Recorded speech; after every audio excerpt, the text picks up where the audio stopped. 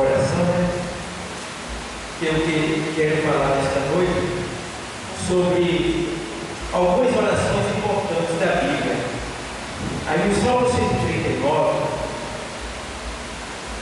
tem uma oração muito importante do salmista Davi, no verso de número 23.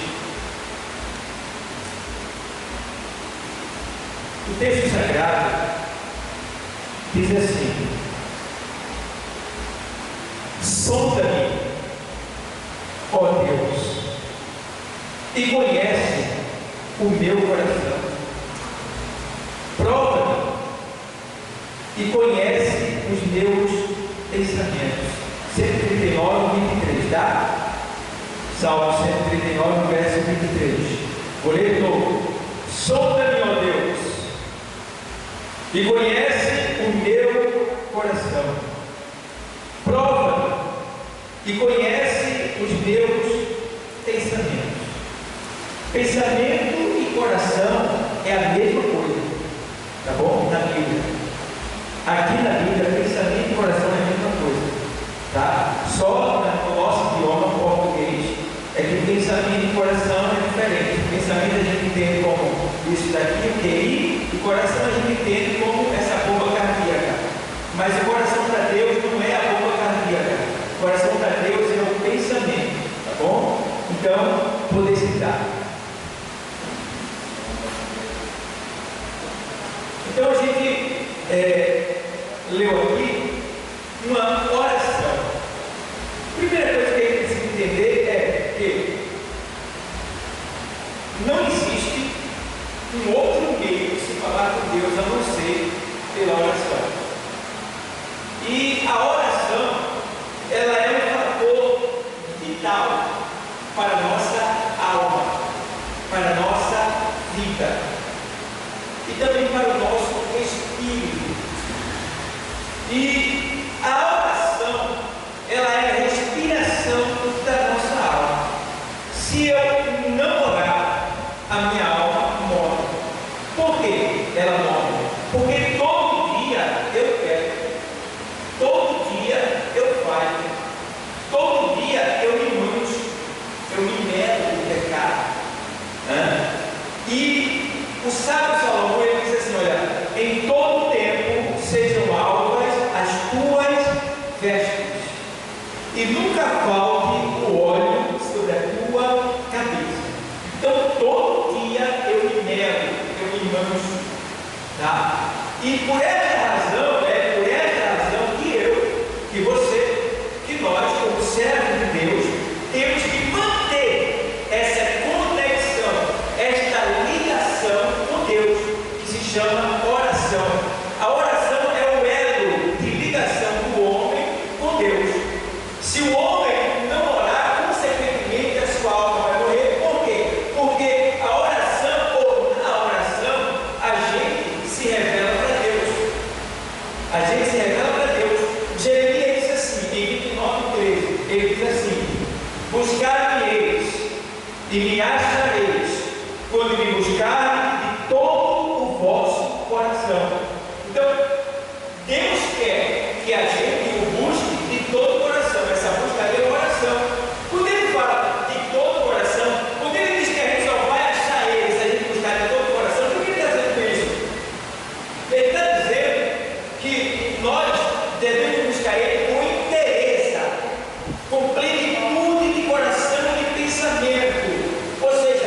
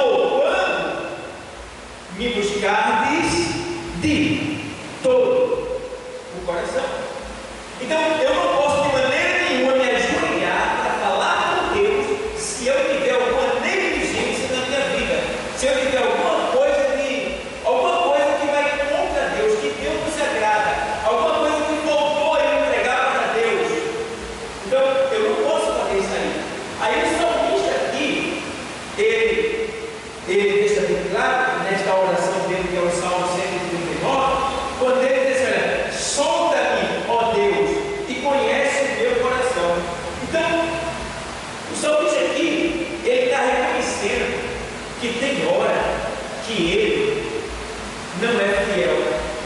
Ele não confessa tudo, de certa forma. É como se ele estivesse dizendo assim: Senhor, eu estou falando contigo, mas pode ser que tenha alguma coisa que eu não tenha falado. Então faz o seguinte: solta e conhece, vê o que ele está dizendo. Por quê? Às vezes acontece. O Senhor diz a sua palavra em Jeremias 17:9. Ele diz: olha, enganoso é o coração, mais do que todas as coisas, e perverso, quem o conhecerá? Ou seja, Deus está dizendo que eu sou perverso, que você é perverso. Olha aí. Jesus confirma isso quando ele vem lá nos evangelhos, e ele diz: olha, se vós, sendo maus, sabeis dar boa dádiva aos vossos filhos. Então, Jesus, ele confirma isso. E lá em Jeremias, o Senhor diz: olha, enganoso é o coração, mais do que todas as coisas. Lá em Provérbios, sabe, diz: ei, há caminhos que ao homem parece direito, parece perfeito, parece exato, parece certo, mas que o final dele é caminho de morte. Então, o que Deus está querendo dizer nesta noite? É que a gente às vezes faz algo que para a gente é bom, parece que é bom, parece que ele está agindo certo, mas na verdade Deus não quer, Deus não está se agradando, não vai ser bom para você. Ainda que pareça ser bom para você, mas não vai ser bom, porque Deus sabe o amanhã, que a gente não sabe nada além do nosso nariz para acontecer. O qual além do nosso nariz. E a gente pode ver isso aí quando a gente vê naquele quando Davi mandou buscar a arca para trazer para Jerusalém, para a nação de novo. O que é que acontece?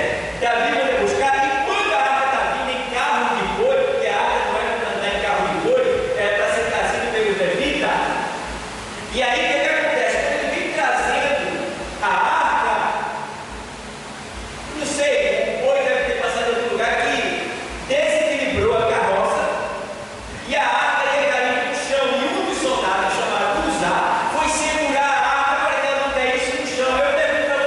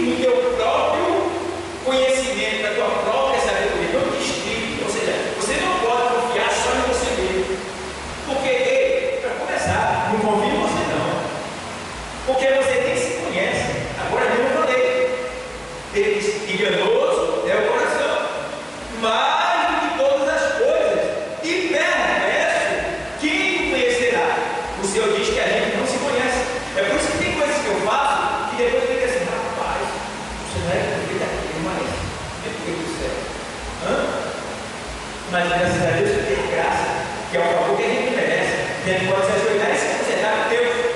Então a gente não se conhece.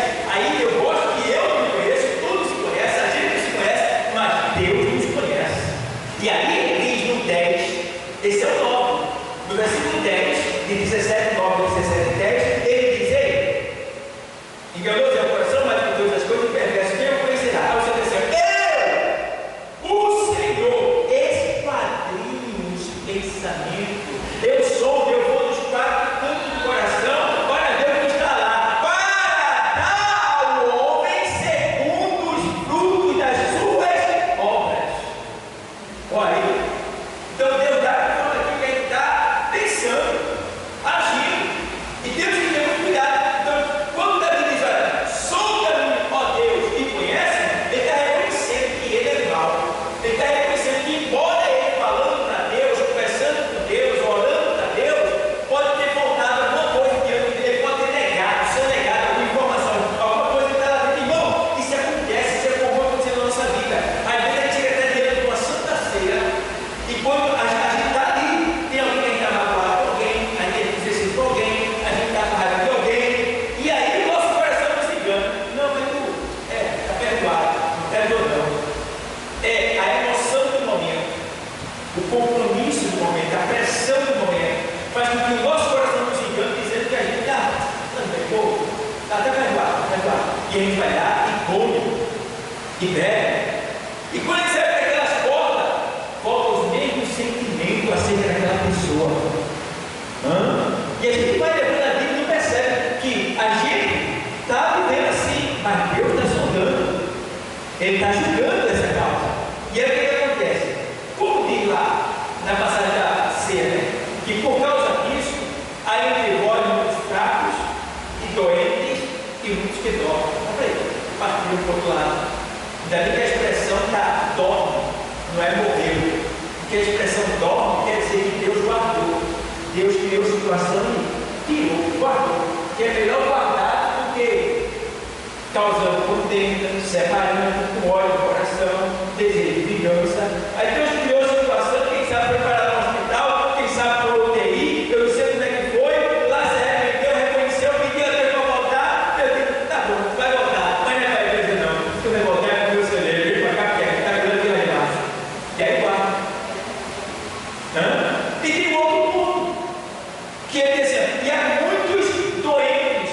Quantas pessoas que têm doente na igreja? Eu não estou dizendo que doença quer dizer que você tem pecado, a gente tudo adoece, mas tem doenças que são patológicas, que vêm da carne, da natureza. Tem doenças que são negligências, você não se cuida como devia, e tem doenças que são certas malignas que surgiram em virtude de pecado, de blasfêmia, porque blasfêmia é resistente à palavra de Deus. Blasfêmia não tem cura, é sem volta. Mas eu digo assim, surgiram por negligência, doenças que vieram porque você não vigiou, né? Tocou, comeu indignamente, e aí o que acontece? O Judas foi dentro do negócio, porque quando Judas comeu, saiu, o demônio do suicídio pegou ele. Aí tem muitos que estão depois na depressão.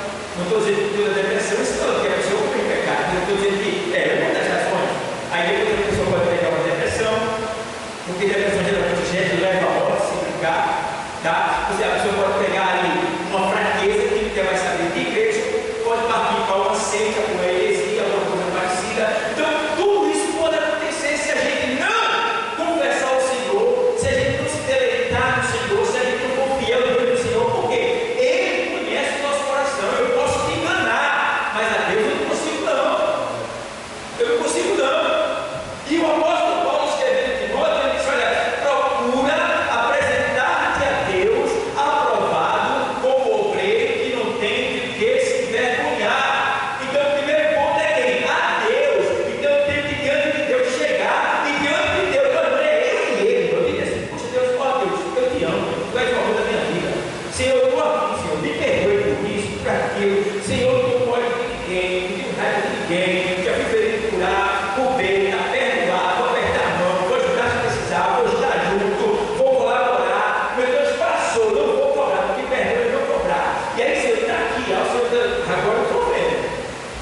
Porque o coração está livre. Isso aí ninguém acha. Né? Então, isso é muito importante. Aí ele tem lá em João 15 e 7. Se vós estiverdes em mim, e as minhas palavras estiverdes em vós, pedireis o que quiser, e vos será feito. Mas veja bem, eu tenho que estar em Deus, e Deus tem que estar em mim. No mesmo livro de João, do Evangelho, ele também diz assim: olha, se alguém me ama, guardará a minha palavra, e eu e meu Pai viremos para ele e faremos nele morada. Meu Deus do céu, coisa linda! Quando ele guarda a palavra, é muito lindo. Ele tem que fazer morada em nós. E aí, lá em 15:8 de João, o Senhor diz: ó, nisto é glorificado meu Pai, que deis muito fruto. Então, a glória de Deus se alegra com a gente quando a gente dá fruto. E é aí que entra o quê? Aquilo que você faz, hoje é a oração da campanha. Então, é aí que entra aquilo que vocês fazem, o evangelismo. O evangelismo é uma tremenda demonstração de amor e de convicção de salvação. Às vezes as pessoas ficam irritadas quando eu falo que a pessoa que não evangeliza, ela não está demonstrando verdadeiro amor. Porque se esse amor me alcançou, como esse amor me alcançou? Através de alguém que colocou em prática o evangelismo. Agora, vocês viram que vocês têm aqui, sempre todas as igrejas, tá? Tem igreja aí grande, porque a igreja é grande, então o povo dela parece a nossa igreja grandão, né? Mas é pouco em relação ao que eles têm lá. Você vê que sempre sai a minoria da igreja para evangelizar. Veja, é a minoria que sai. Então você vê, o que está faltando? O que está faltando? Mas quando tem festa, enche. Por quê? Porque na festa é sentar para comer, é ficar no meio, é ser servido, mas não quer servir. Aí eu pergunto para você: Deus se alegra com isso? Deus está feliz com você que recebeu esse amor gratuitamente, que Ele te honrou, te deu um nome, e tem vidas morrendo na tua comunidade, e tu não vai buscar, e tu quer se ajoelhar e dizer: Deus, estou passando por um processo. Aí vai dizer: lembra da palavra que está escrito lá em Provérbios, que diz assim: aquele que tapa o ouvido ao clamor do necessitado também clamará e não será atendido. Vai.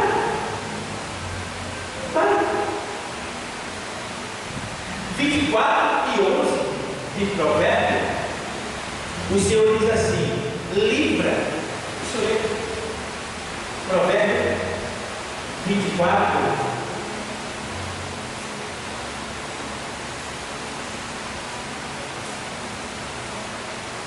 Livra os que estão destinados à morte. Ele não está dizendo se você puder, livra.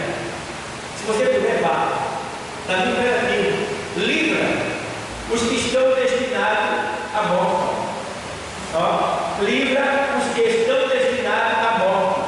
E salva os que são levados para o quê? Para a matança. Olha para aí, irmão. Se os puderem retirar. Então, tem pessoas que verdadeiramente não têm condição de evangelizar. Por quê? Porque ele está doente em casa, é idoso, está cego, está com problema na perna, problema no braço, tá? Não está enxergando bem, outro está chegando tarde no trabalho, não está mais querendo encontrar uma campanha. Então, tem vários motivos, se abre exceção para muitas pessoas que não podem, mas veja quantos podem e não fazem. Aí eu digo: essas pessoas estão alegrando a Deus? Não estão, porque Jesus veio de lá, da além do céu, para a terra fazer o quê? Evangelizar o homem perdido, porque a Bíblia diz que ele veio buscar e salvar aquilo que se havia perdido, e nos entregou essa responsabilidade. Está em E você sabia, irmão? Chegou várias igrejas nessa comunidade aqui, graças a Deus. Cada uma dessas igrejas que estão aqui nessa comunidade tem a sua parte para com Deus, diante de Deus, em relação aos moradores dessa comunidade. Se chegar uma igreja perto da que eu estou ali, eu não vou ficar com raiva. Eu só não vou gostar se o pastor lá quiser tomar minha ovelha. Eu não vou gostar, não. Mas eu saí dar um abraço nele e dizer assim: seja bem-vindo. Por quê? Ele chegando perto da igreja, da comunidade, ele está diminuindo a minha carga e a minha responsabilidade. Como assim, pastor? Porque todo pastor, aonde está na igreja, ele é responsável pela área espiritual da comunidade. Então, eu tenho que ter, como pastor dessa igreja, de evangelizar essa comunidade. Eu não posso salvar, mas evangelizar, semear a palavra. É meu dever procurar de alguma maneira semear a palavra. Ah, pastor, mas não importa o que paga, tem gente que não aceita, não tem problema não. Tem um lugar que a gente pode conversar com a pessoa, dar uma literatura, botar com ela no caminho, mas que importa que estão fechados. Então a gente tem uma estratégia. A gente não pode entrar, mas o som, a palavra, ela pode.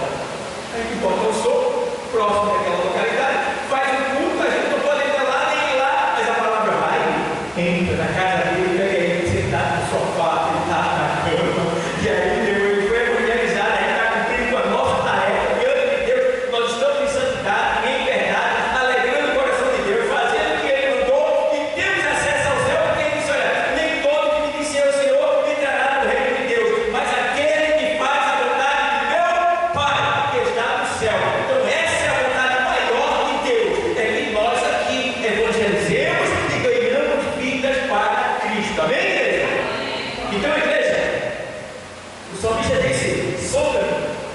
Irmão, não é fácil a vida de quem é dirigente de campanha.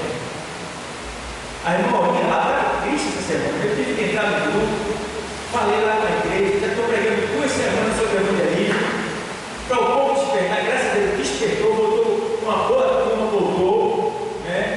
Ela saiu mais alegre, fez 2 grupos, saiu com 6 pessoas cada um, parece. Ela já ficou mais alegrezinha. Então, a gente tem que estar lá cobrando. Por quê? A gente só quer o melhor, a gente só quer estar bem bom, a gente não quer não. Irmão, o negócio vai sentar nas cadeiras, quer ver? Muitos vêm. Quando diz assim, é para sair, é difícil, é difícil. E eu glorifico a Deus, porque Ele melhorou a nossa vida. Vou dizer antigamente aqui nessa igreja, era eu, Valdir, Bruno e tinha outro menininho também. Um grupinho que tinha aqui, era a gente, todo convertido. Valdir era a gente chamava de Sansão, porque ele pegava um caixa, irmão, do tamanho dessa mesa. O caixa era muito pesado, o caixa que tinha nessa igreja. A gente estava na cabeça dele aqui e ele levava lá para cima do motor da noite, a gente ia. E a gente fazia um culto lá, a gente fazia os cultos por aqui. Era uma vez, a gente fazia os cultos por aqui nessas comunidades. O menino, graças a Deus, está tudo casado, com filho, abençoado, vive com saúde. E eu fico só observando, ó. Aí eu me lembro daquele que fizeram a obra, me lembro quando eu vejo o Kelly, eu digo: ó, Kelly, né? Chamou de Deus é muito bom. Isso é um pagamento, né? Vocês têm o pagamento. Que era muitos anos tomando conta das crianças, ensinando as crianças. Passei uns 5 anos, eu que era aqui, ela cuidava das crianças e eu pregava com as crianças, ensinando as crianças.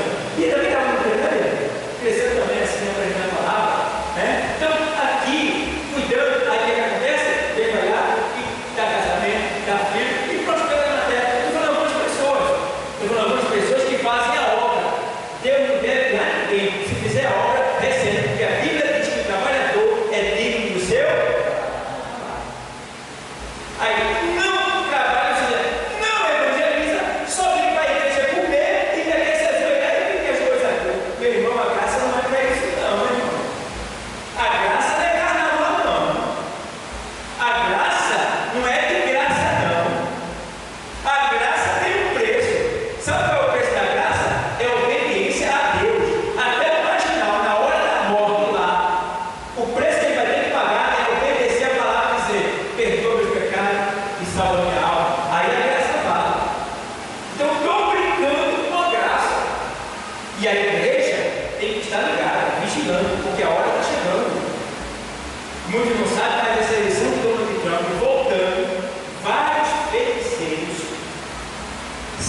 satanistas, bruxos, já haviam falado, já estavam estudando há muito tempo, desde o ano passado, diziam já, ele vai voltar.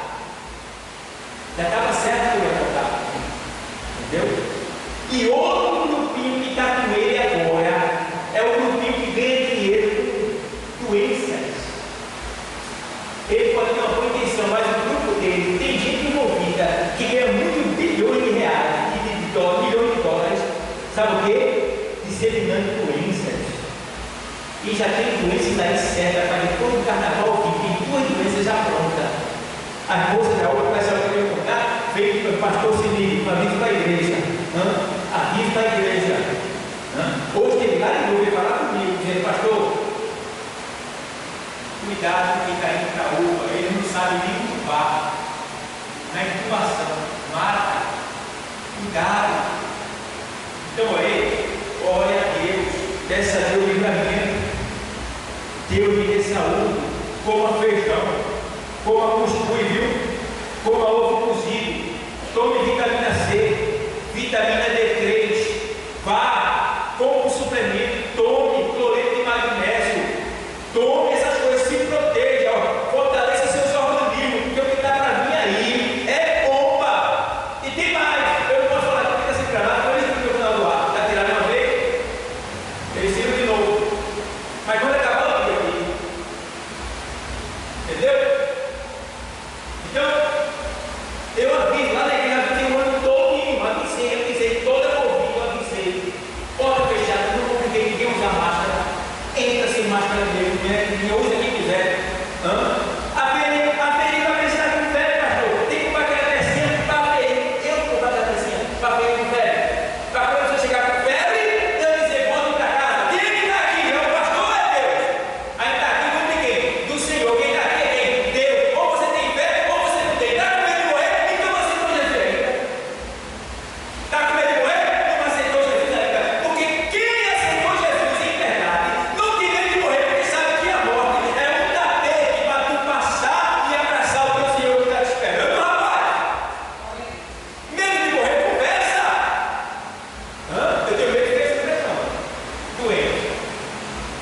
Vai atrapalhar tudo na minha vida. Meu trabalho, minha família, meu serviço ao Senhor, tudo vai atrapalhar. Eu sei que ele vai deixar, porque ele diz na sua palavra que a vara que não dá fruto, ele corta e tira. Mas a que dá fruto, ele limpa para que dê mais fruto. Está sendo o Senhor, está com amor, está conversando, está se entregando para o Senhor com todo o coração. Então fica tranquilo. Ainda que tenha doença, ele limpa a vara. Você vai ficar curado, você vai ficar com saúde, você vai ter alegria, você vai ter paz. Agora o segredo é obedecer o Senhor. E outra coisa, coloque na sua vida, o que eu estava dizendo, pessoal, o que você não sente vontade é porque você não pediu. Peça a Deus o que é para fazer e o que você não sente vontade. Tem pessoas que não evangelizam, porque eu pedi a Deus para evangelizar, e você nunca vai sentir vontade porque a sua carne não presta. Você é mau e nunca vai sentir vontade porque tem coisa boa. Então você tem que pedir a Deus, Deus, eu sou mau, mas me ajuda a fazer algo bom, me ajuda a evangelizar, venha comigo, me dá poder, unção, sabedoria, discernimento, vitória, me ajuda a vencer o inferno, derrubar as portas do inferno, tirar as almas que estão lá dentro. Tem que ser assim. Não podemos parar. Nós somos a igreja do Senhor. E ele diz, olha, ele me cuidou poder. E ele diz também assim, olha, e eu te darei poder, e vocês irão aí, arrombarão as portas do inferno. E as portas do inferno não prevalecerão contra a minha igreja, que somos nós. É o diabo que tem medo de você, não é você que tem medo do diabo, não. Não podemos ser medrosos, não podemos ser frouxos, temos que ser corajosos. E tem mais, fazer prova de Deus. Tu está comigo, Deus? Vem agora, eu estou em teu nome. Não é tentar a Deus, é diferente. Tentar a Deus é o cara que está assaltando ali. Olha, vai para Deus, estão assaltando ali. Ah, mas eu sou de Deus, vai ser assaltado. Agora, se só tiver aquele também para passar, e o cara está assaltando ali, tu pode falar com Deus. Eu já vi um caso desse, né? O irmão saiu da igreja e passar na ponta para voltar para casa. E na ponta estava lá a galera todinha. 2 ou 3 assaltando lá. O irmão falou, deve ser, tu sabe. A tua palavra diz que a gente não pode tentar o Senhor. Se tivesse outro caminho, Senhor, e eu passasse por ali, eu estaria tentando. Mas não tem outro caminho para voltar para casa. Eu tenho que passar por ali.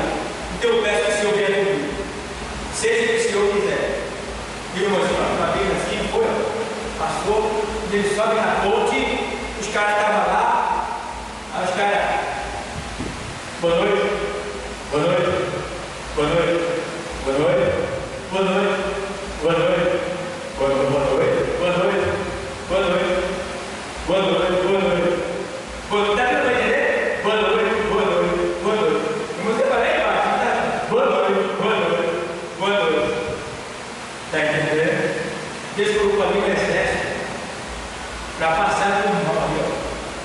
Eu não sei qual foi a visão que lá tiveram, mas se você já viu que eles tiveram de pessoas passando, não sei se estava de branco, não sei se era branco, não sei se era visão de crente, eu só sei que tinha pessoas passando dele. Boa noite, boa noite, boa noite, boa noite, boa noite. E tem mais, ele está dando boa noite para ele, porque ele está dando boa noite para todo mundo. Está entendendo, pessoal? Então, Deus, quando você faz a vontade dele, ele se responsabiliza por você, rapaz. Ele honra aquele que serve ele, aquele que trabalha ele. Irmão, o Senhor disse assim, ó, ele não disse para crente. Ele disse, olha, qualquer um que desce, quer um copo com água, o meu escolhido não ficará sem galardar. Ele não está falando de crente, está falando de qualquer pessoa. Pode ser um ímpio, qualquer pessoa lá fora. Se der um copo com água para nós, vai receber o pagamento. Imagina a gente estar na igreja. Aí eu pergunto para vocês, é tudo lindo. Já tem muito então, gente? É novinho, mas já tem vários anos, não? Todos aqui. Já tiveram gigantescas vitórias. Isso é o pagamento de Deus pelo que você tem feito pela obra.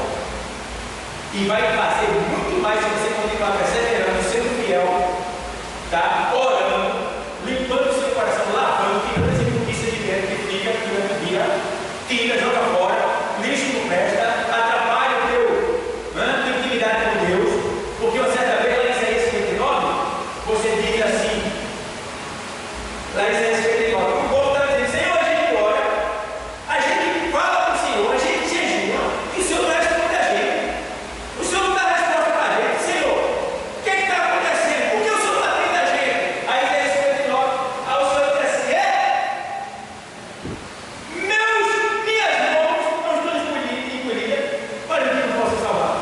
E meus ouvidos agravados ou fechados para que não possa ouvir.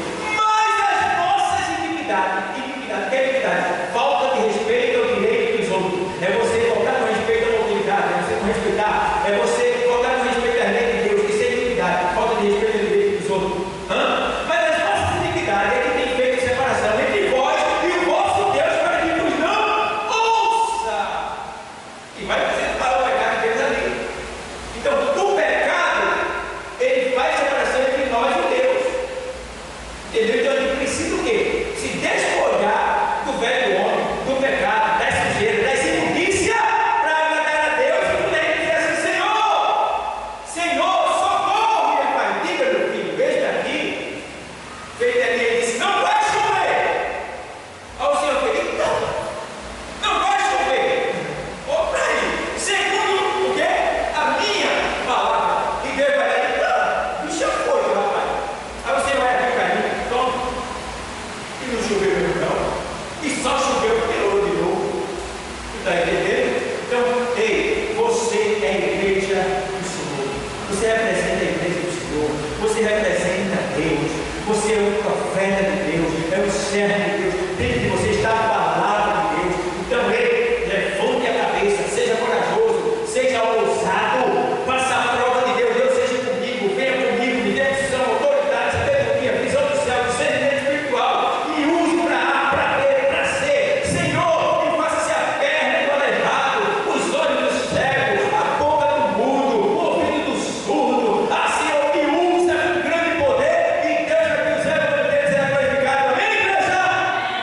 Se prepara, porque Jesus está. Deus abençoe a todos. Estamos de pé. Pronto. Pode ligar aí.